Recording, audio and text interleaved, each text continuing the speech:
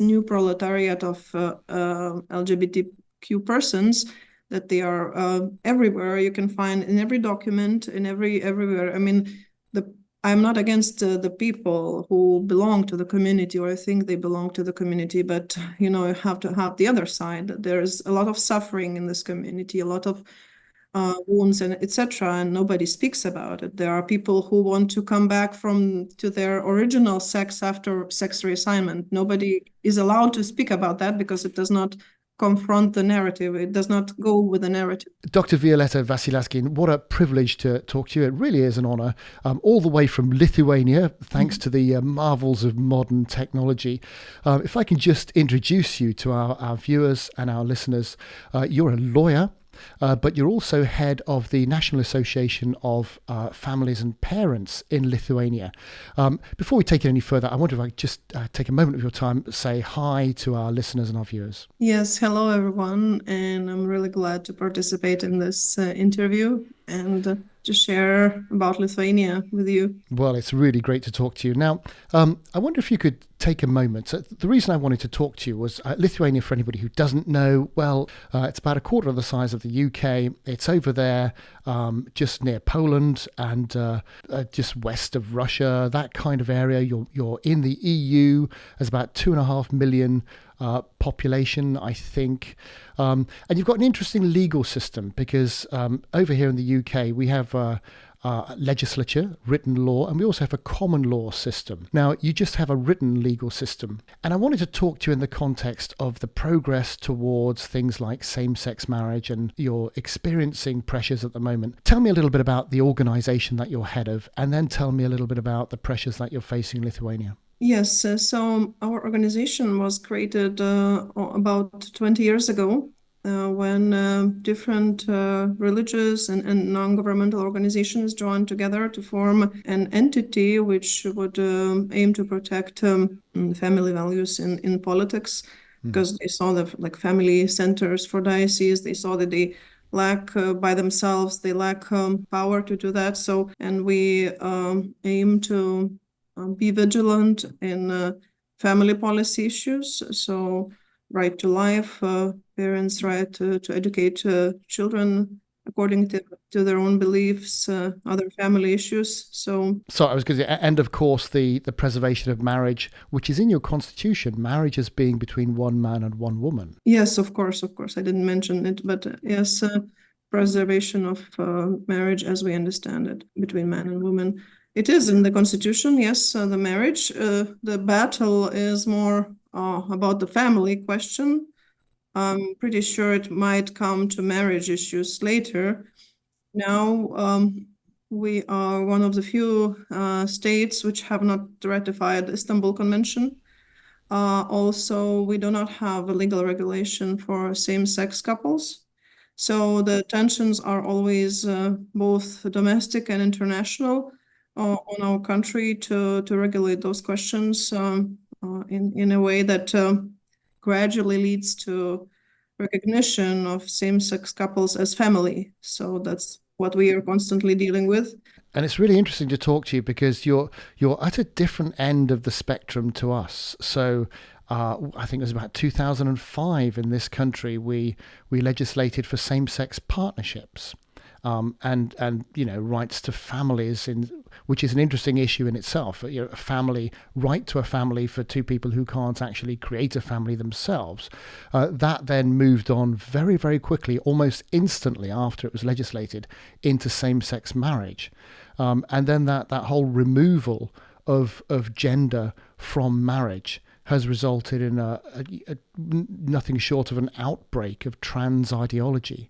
And our children in schools are taught all sorts of things which parents don't want them to be taught. And I just wonder if you can talk us through a little bit. Where are the pressures coming from? Because you've said and you point out in your articles and your writings that over 70% of the country support the notion of family and marriage being a man and a woman. How come the pressure, because it's minority pressure, is being heard so loudly? Yes, so that always puzzles me also. But I think that this international pressure has influence, but also on the media outlets, the main media outlets, which are favorable to all the modern ideas, because it's not so easy to express a different view. It is possible, but it's not so easy. And even the national broadcaster, it's also, we could say, it's more favorable to the pro-LGBT ideas. One of the influences, the other being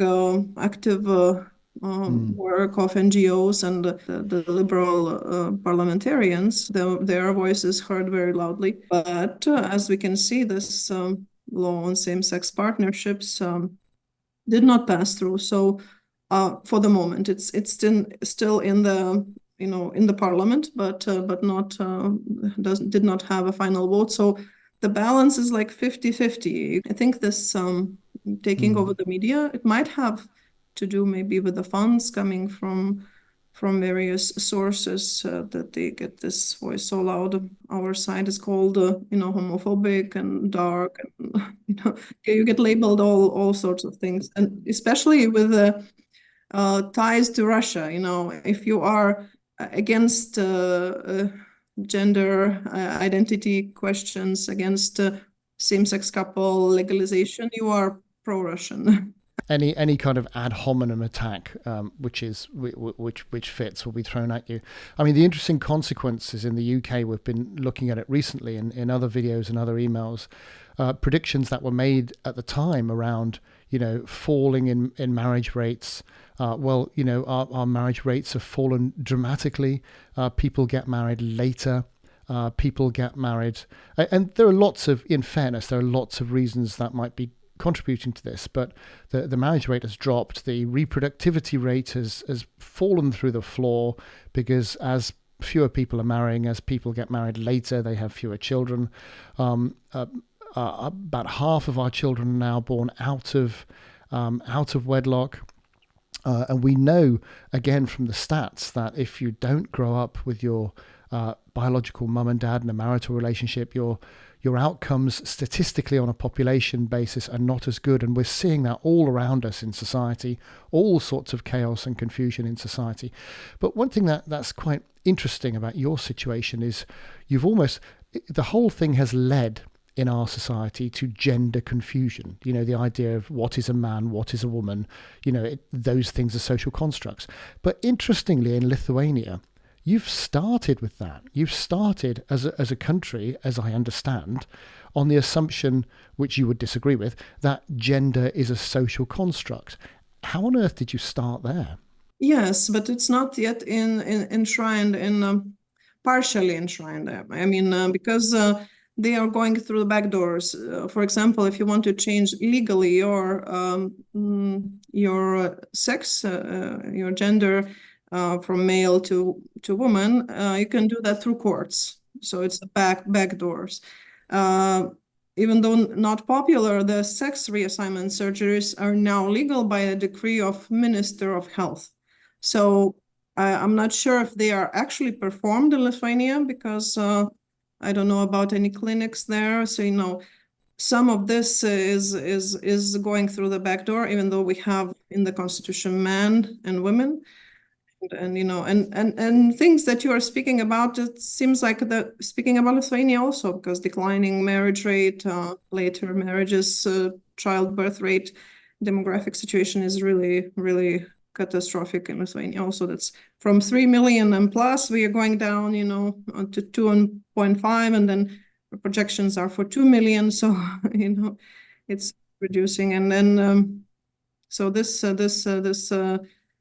sex gender issue is not like officially instated in legal acts, but it's happening through these case-by-case basis. Because we've got a strange situation in our country where a lot of the legal language and a lot of terminology around some of our primary services, like our National Health Service, etc., are taking man and woman out of language and talking about birthing parents, etc., and chest feeders instead of all that sort of stuff. Are you finding any of that in Lithuania? Not yet. There's pressure to do that, and there is the legislators are inserting rights for partners, everywhere. So when they get the partnership institute, they would have all the set of rights. But for now, we have mother and father in the birth certificates, and the adoption is not legal for same-sex couples, it's for married couples or a single person. But it's always there. These discussions, and we will have this the LGBT Pride big event in June. So this will come up quite intensely, as even the German soldiers who are stationed there, they are coming to participate in this Pride event. So kind of trying to say that we are not yet there where they would like us to be. And there's a balance, Violetta, between allowing personal freedoms for adults to do, to live lives that they want to live insofar as they don't interfere with other people's lives. And there's a balance between allowing that and yet allowing and promoting things which, so from a child perspective, aren't good. When you put the needs of children first, that should ideally frame your legal position and the country's laws. So the idea is that you do the things which protect and promote the best outcome for the next generation. And clearly some of these things are not putting children's first. They're putting adults' desires above children's needs.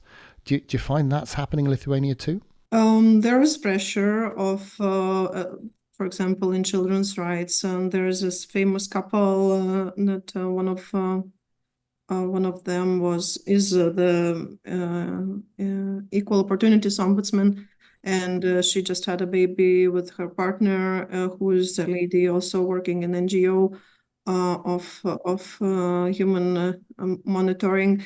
So there's this public pressure to do that, and also there was this humanistic ceremony for some 70 plus couple, a homosexual couple, which did not mean legally is a thing, but they're organizing these public actions. Yeah, and I think it's not only in the interest of children, but interest in society. So the society also has an interest. Absolutely. And the civil code, the other laws, even now, they would allow persons of same-sex couples to organize their relationship if they would like to. You can make an agreement.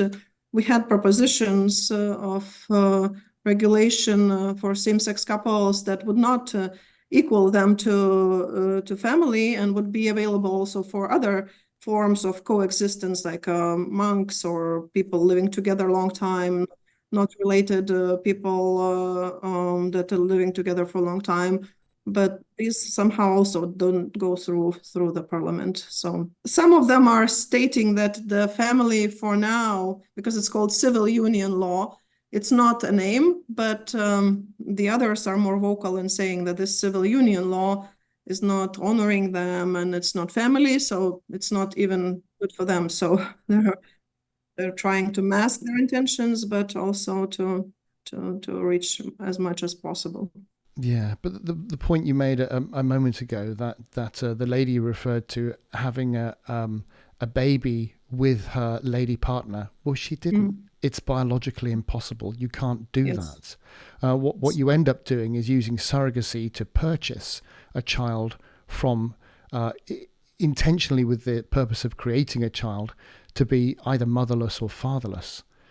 In the way it's brought up. And again, that's not in the interest of the child, statistically, from a research perspective. In every kind of way you look at it, it's not in the interest of the child. And you're putting the wants and desires of adults ahead of the needs of little babies and little children. And I don't see how a society should operate in a way that makes that legal and right, because it can never be so. Yes, and then it's the confusion that it causes in the child, there is the research done that the child is not well off when he or she doesn't have models of male and female. So, it's going downwards. And then this trend that you mentioned earlier, of not getting married later or being born out of wedlock. It creates more and more problems, and society is going down, I think. This whole idea of not committing, I think it's also a disease of this age. It's a pity that having reached such a good state in resources, like having enough money to live, to study, when I look at the old age videos, only a few could afford that, and now everyone almost can afford that. We are missing out on the most important things. And for example, in Lithuanian schools, we had this education program earlier, which included a comprehensive view on human sexuality and included family questions and etc.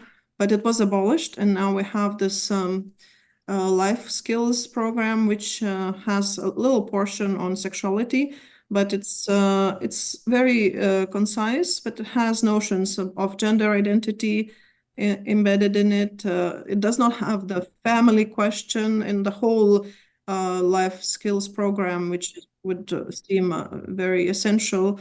So it's step by step trying to, and now it depends on the teacher how he or she will be implementing it. And so the school is a battlefield also Oh yes, well that phrase depicts exactly what's going on in the UK. The school is a battlefield because we know that children are malleable.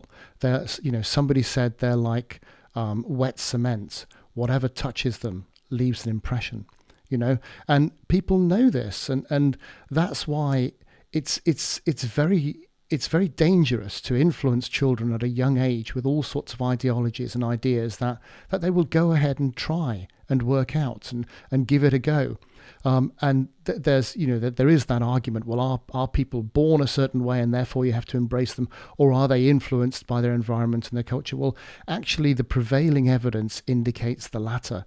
And so we've got to be very, very careful about how we influence our children. And it's like diet, isn't it? There's if people want to eat the wrong things and want to get overweight, well, fine, that's your personal choice. But what we shouldn't be doing is teaching that that's a good thing and encouraging people to go and do it, because clearly it isn't. And again, I don't know why in the area of sexuality and relationships, we ignore the evidence and we go ahead and teach people that, sometimes doing things, saying it's on an equal level, it's on an equal par, when clearly it's not, and the outcomes, are less than helpful for them, but we don't tell them that. Yeah, and we find evidence on the contrary. I mean, I wouldn't say fabricate, but shift the focus because the gender identity, they claim to have the evidence, but actually, I would say it's, if you look closer, they are missing some points, and the way that the initial premises are formulated, it can influence your outcome.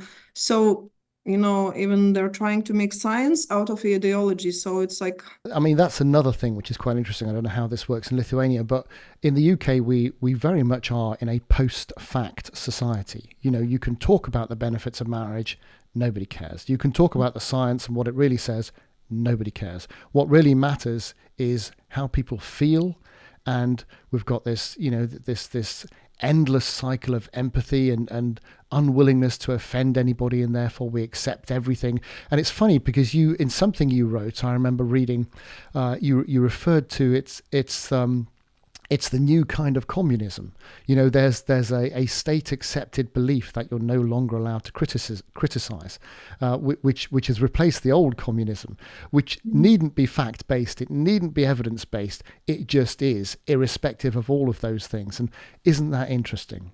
Yeah, it is. And for us, maybe that's what creates a bit of our resistance, because me myself, I was only a few years, very small when the communism broke down, but the older generation, they are, they have the immunity to these ideas and maybe have some perspective on that, because, this new proletariat of LGBTQ persons, that they are everywhere. You can find in every document, everywhere. I mean, I'm not against the people who belong to the community or think they belong to the community, but you have to have the other side. There's a lot of suffering in this community, a lot of wounds and etc., and nobody speaks about it. There are people who want to come back to their original sex after sex reassignment. Nobody is allowed to speak about that because it does not confront the narrative. It does not go with the narrative that is formed. And you're absolutely right. We never hear of detransitioners. We never hear of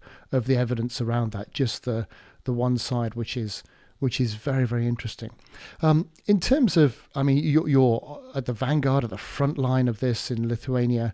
How do you maintain the truth? I mean, we can't go back in time. It was, I mean, for you guys, it's quite interesting. It was around 1990, I think you had your independence, or in the 90s. So that's not very long ago at all. Mm-hmm. Tell us, as somebody coming in a culture where it's not that long ago that you escaped that sort of stuff, how do we hold on to the truth? How do we restore the truth about freedom of thought, etc., etc.? It's a difficult question. I think first, a person must believe it, stand firmly in it.